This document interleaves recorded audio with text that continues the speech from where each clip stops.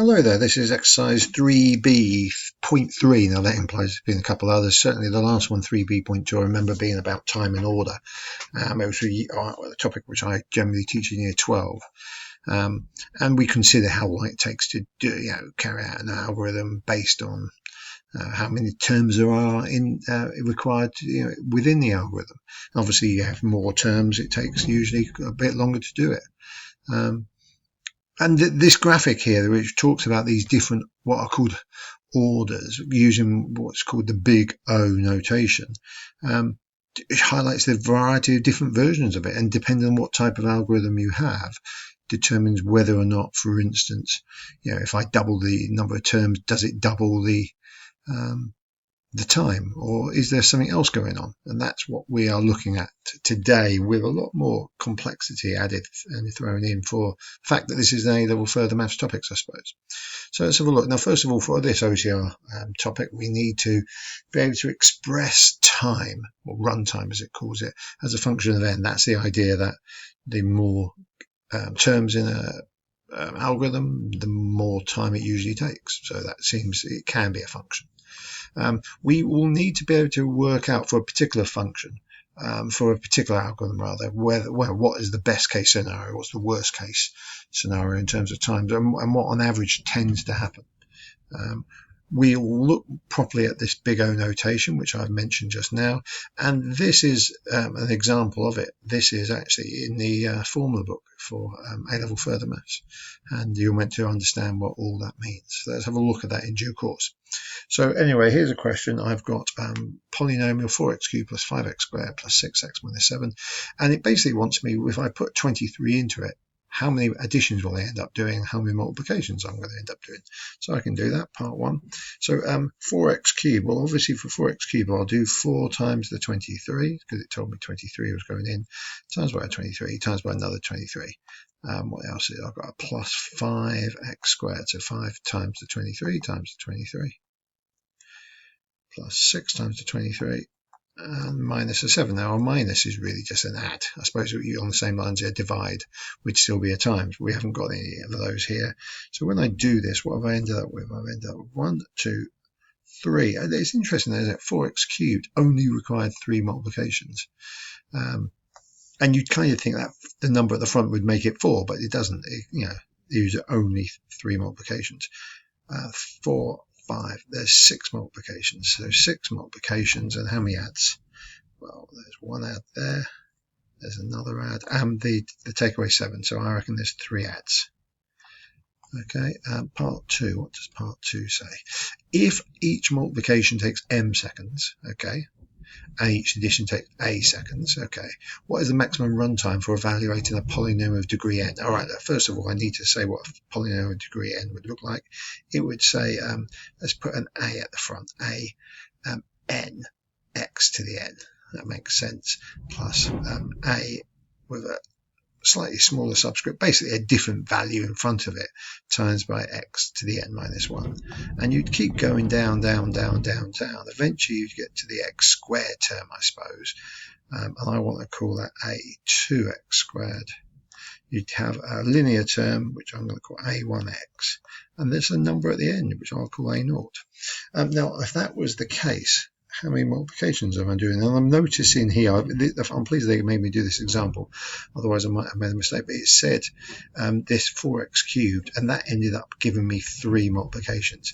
So I already know this x to the n was going to give me n multiplications. So I'm going to say n multiplications there. Then I've got, presumably n minus 1 multiplications here. Bit by bit by bit it goes down. Here I've got 2 multiplications. Here I've got 1 multiplication. And here I've got none. Now as soon as you start doing all this stuff where you've got n effectively plus n minus 1 plus and then minus 2 presumably, and you keep going down, this makes me think of the triangular numbers, plus 2 plus 1. This is the triangular numbers, and there is a formula for the triangular numbers. Which is worth learning, but you've probably seen it already, and it's n plus 1 over 2. So that's how many multiplications I'm going to use. And how many additions? Well, the additions look quite straightforward. I've got one there, I've got one there. I think I get one for each one. So I think I'll end up with n additions as well.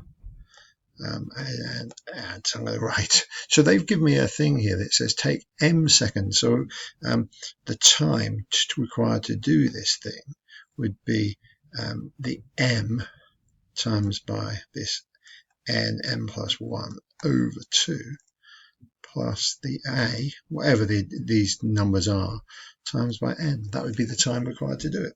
Okay. In the worst case, I suppose that you could argue here, because there might, for instance, be some terms missing. You sometimes get that, don't you, when you get an x cubed graph, but there's no x squared term, it just jumps straight. So that could happen here as well. But in the worst case scenario, that would be true.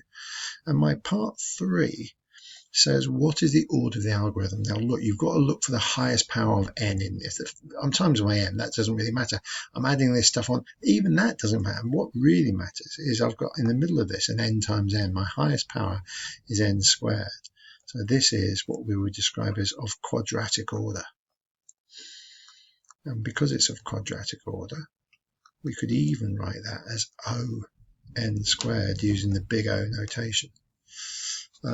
Okay, there you go. Next example. Right, we've got the efficiency of two algorithms. And now look, this comes about quite a lot because you could do a task in one of two ways. For instance, if I'm sorting numbers, I could use the bubble sort, the shuttle sort, the quick sort, if you've done that already. And all of those different algorithms may be better than the others. I don't know. So therefore, we need a way to mathematically decide which one's the best, which one's the most efficient, which one will do it quickest. Now, the way to do this is similar to what we were just doing. It says compare the efficiency of these two forms. Now, one thing I haven't really said is there are two forms here. Look, we've got the original polynomial that we were just playing around with. But algebraically, that is the same thing. Now, you might need to convince yourself of that. You might just be, a bit like I kind of do sometimes, go, yeah, fair enough. But those two forms are meant to be algebraically the same. And given they're the same, which one would you be able to type in this thing quickest? Now, we saw just now, for instance, if we just go back to this one, we had, when we did the 6 multiplications and 3 additions, when we did it first time, we had 6 multiplications and 3 additions. Now, if you accept on principle that this is the same algebraically, could you type this in quicker? And I think the answer is yes. Look, there's a times there, there's a times there, there's a times there, but there's only now 3 multiplications. How many additions are there? There's 1 there, there's 1, and look, there's the same number of additions. And even though I don't know what the time for multiplication and addition is, this one definitely is quicker. This one, this nested form, turns out to be quicker. I could type that into my calculator quicker. I'd have less keys to press. So it's more efficient. So one of the things we now want to be able to do is look at, as I said, we've already kind of saw just now the worst case scenario. But sometimes we want the best case, sometimes the typical case. They're the harder ones to find, I think, the typical ones. Anyway, so here's an example. We are going to put some numbers in. Now, we can use them more than once. We could use them just once and with another number. But we're going to put those numbers into this function. I suppose they've deliberately made this an easier function to play around with. Based on how many we get, if whatever number of multiplications are required, it's going to take 2 seconds for every multiplication. And it's going to take half a second for every addition. And we want the worst case, the best case, and the typical case. Now, one thing they are doing here, they're saying, by the way, just be aware, when you have 0, it makes the question a bit easier. So they're saying you don't take any time whatsoever if you multiply by 0. If you add 0, it won't make any difference to your time. I suppose that's because in all of these examples, multiplying by 0, adding 0, or adding any number to 0, you kind of know what the answer is before you start. So, okay, bear that in mind. So we've got 3 numbers we can put in here. We can use them more than once. What's the worst case? Well, the worst case would be we actually don't get any zeros, I think, based on this. So the worst case would be we put in, for instance, if I put in a 1 into there and then a -1 into there, a 1 followed by a -1 would be, I suppose I should write it, a equals 1 and b equals -1. If I did that, I would definitely have a multiplication and I would definitely have an addition. So the time to do that would be, I think, 2 times the 1 multiplication plus 1 times by the 0.5 seconds it takes to do the addition, and that equals 2.5 seconds to do that. Now, I think there's more than one way of doing that. I will come back to that in a bit. Now, B, what's B? B says the best case scenario. The best case, what would the best case be? Well, the best case, I suppose, would we'd have some zeros. And in fact, stay up there for a bit. As long as A equals 0, I think B could probably be anything. I don't care. As long as that, so for instance, if I had A equal to 0 and B equals 1, then I think my time would be, well, because the times in by 0, that would give me no multiplications, because multiplying by 0 is 0 times. So that's 0 multiplications. So that's like the 0 times the 2 seconds plus what else have I got? Now I'm adding, that would be 0. I'm adding a number to 0. It doesn't matter what I add. It's going to take me no time. So I think again, it will be 0 times by the 0.5 time. And that would give me 0 seconds. And my best scenario then, it was going to take me no time whatsoever to do this function, to evaluate this function. My worst, best are both done. My typical. So I'm just going to write typical here. And my typical case is where I consider all the different possible things that could happen. Now, I mentioned this before, you see. I reckon there is A is 1, B is -1. That is one way of doing this, 1 minus 1. But I could do 1, 1. I could do -1, -1, or I could do -1, 1. I reckon there's 4 ways I could get this worst case scenario. The best case scenario, I think A can be anything I like.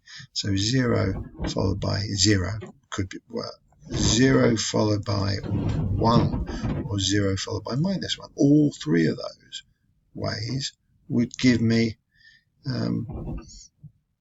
the best scenario. I suppose there's other ways of doing it. I could, I suppose, get 1 to start with, followed by a 0, or -1 followed by a 0. And in that case, what would that time be? Now, this is not a better or a worse. What would that be? That would be a 1. So that would give me 2 times the number of multiplications. That would give me 2 seconds, but then I'm adding on 0, so that would be worth 2 seconds in total. And there'd be 2 ways of doing it as well. So to get a typical case, sometimes called the average case, it is basically a weighted average. You say, how many different ways can I do different things? And there's 4 different ways of getting 2.5 seconds. There's 3 different ways of getting 0 seconds. I nearly got that wrong. Plus there's 2 different ways of getting 2 seconds.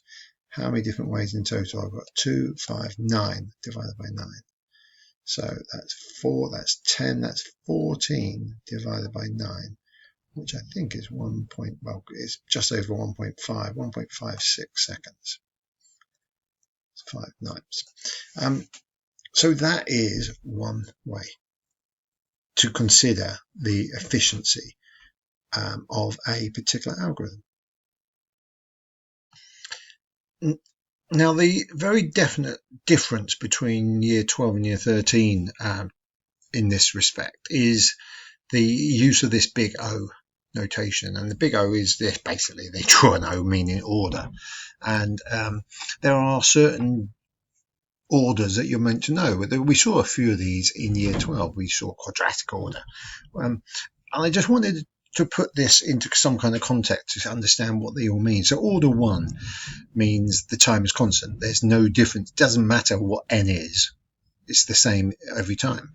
And if I had a job which was basically to look at a list of numbers and just write down the first one in that list, then it wouldn't matter if there's 4 billion in the list or two numbers or one number, it would take me the same amount of time. So that's an example of it.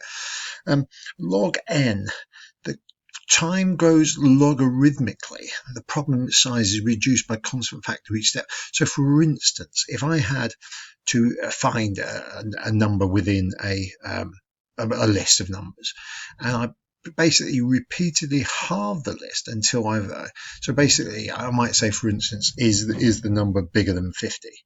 And when I then rule out some number straight away, I've kind of reduced my size of my list. That is described as a logarithmic order, and we rewrite that as O log n. Sometimes it's in direct proportion to how many there are in the list, so it says scanning through a list exactly once here. And for me, I mean, there are lots of things you could probably think. If I had I don't know, if I was, for instance, had to look through a list, as it says here, scanning through, I might be looking at a list and having to write down how many of them, I don't know, lived in Scotland. If I had 20 numbers to look at, it might take me so long. If it had 100 numbers, 5 times more, I could reasonably assume it would take me 5 times longer to do it. That seems reasonable. All I'm doing is looking at it, writing it down, looking at it, writing down. Nothing really happens. So these, I think, are the fairly straightforward ones. What about these? So n log n, look, the quick sort apparently in its best case scenario is this n log n order, and it says it's faster than linear, but not quite as quick as quadratically. Typically, n operations each taking log n time. So perhaps you're doing something lots of times, but you with that binary search thing we just saw. We saw in year 12 that the n squared version is quadratic order. Bubble and shuttle sort are both of those. And these other 3 I've got here are less common, and we might not see them at all. But we might, so I've included them here, and they're just random examples of them. I've got a travelling salesman problem here, which I'm doing via brute force, and apparently that's n factorial order. So look, use those as you see fit, but I thought it'd be nice to have some kind of context of all those different orders. So here's an example of that then. So we've got an algorithm, and it says consider whether this, what I wanted here was to give you an example which we could work out whether or not it was quadratic or exponential or logarithmic or whatever it is. So this simple algorithm, it says start at the first element, and we're going to basically go through this list. So I'm going to make up a few numbers. I was thinking something like 12. So I can hear the wind blowing outside. 7, 19, 4, and 31. These are my numbers, and I'm going to look at these numbers and I'm going to say to myself, okay, is my number, and this is what the weird thing is on this algorithm, is my number x equal to 4? So I look at my first number, it says start at the first element, and compare it with x. So my first go is a no, it's not equal, I suppose. And then my second go is I look at 7, I say, is it equal to 4? I say, no, it's not equal. I look at my third number, I say 19. Oh, it's my third go. I nearly got my notation wrong here. 19, is it equal? No, it's not. I think I'm never going to find it. My fourth go is, oh, it is for 4. And by pure fluke, my fourth one was a 4. But other than that, yes, I found it. If they match, stop. I have therefore stopped. And the best case scenario, the worst, the same as before, isn't it? Is how good could this be? And I suppose my best case scenario is basically I get it first time. It's the first number in my list. I go, I need one time to do it. My worst case scenario, I suppose here that my worst case scenario is I don't actually ever find it. I suppose that's really what I'm saying. So you go through the list, and your first one doesn't work, the second one doesn't work, the third one doesn't work, the fourth one doesn't work, and in this case the fifth one doesn't work either. So my worst case scenario is 5. And if that's the best case and the worst case, again, we are then we've done part A basically. Right? Assuming that X is equally likely to be in any position on the list, or not in the list at all, find the average typical. So we want the average one. Now the average or typical one is the tricky one, because you've got to list all the different possibilities. And I suppose we're coming back to this idea. I suppose one thing I haven't really done is done part A in the case of n goes. Let's just do that properly. I did it in my, I just made up some numbers, didn't I? Yeah, let's do it properly. So A then, as we saw before, the best case scenario is that it's right at the front of your list and you get it in one go.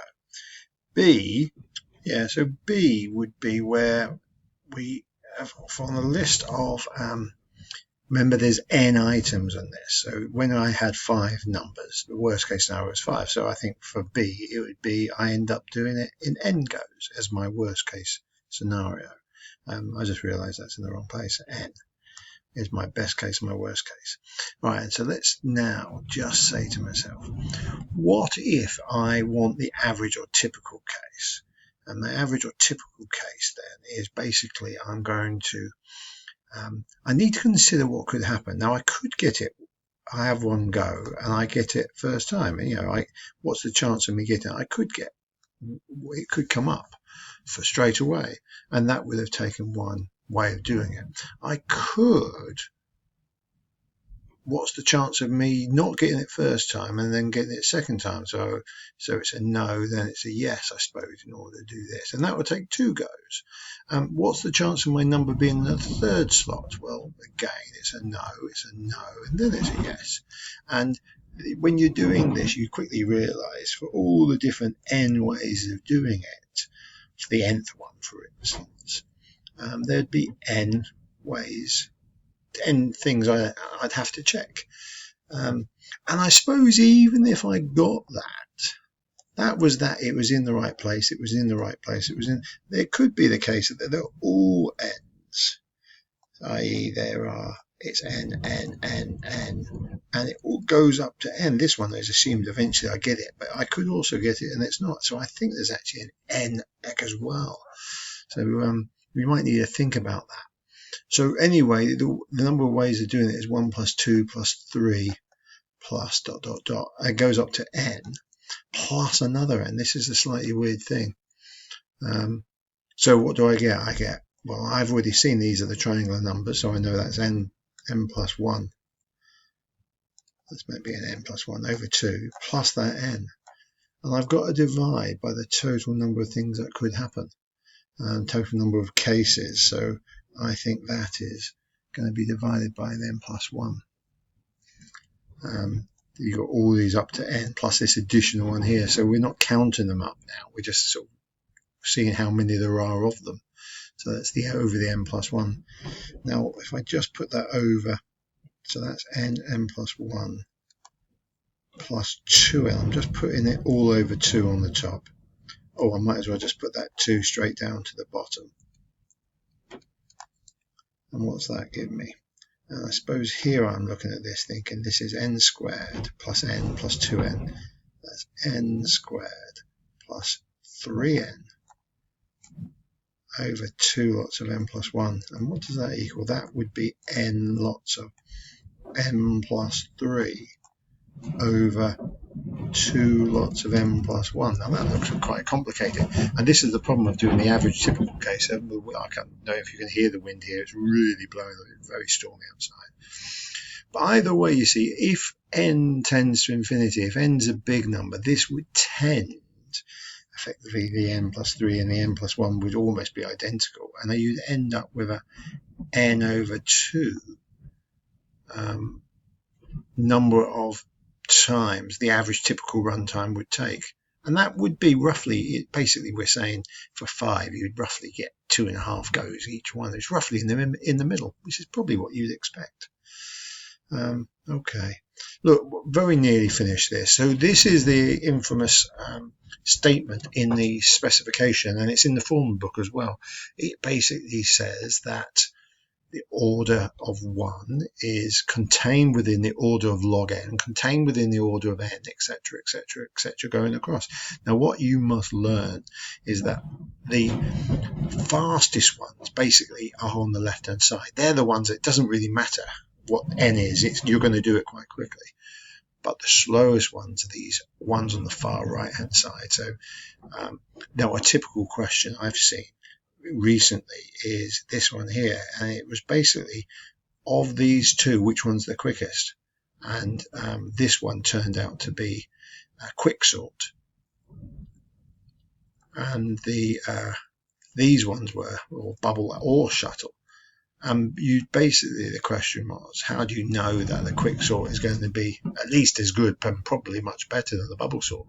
And it's this reason. This was what you was meant to say. You was meant to say the order of n log n is contained within the order of n squared, and because of that, it basically is fastest. So I'd expect the quicksort to be quicker on most occasions than the bubble sort, and if at the very worst, it'll be the same.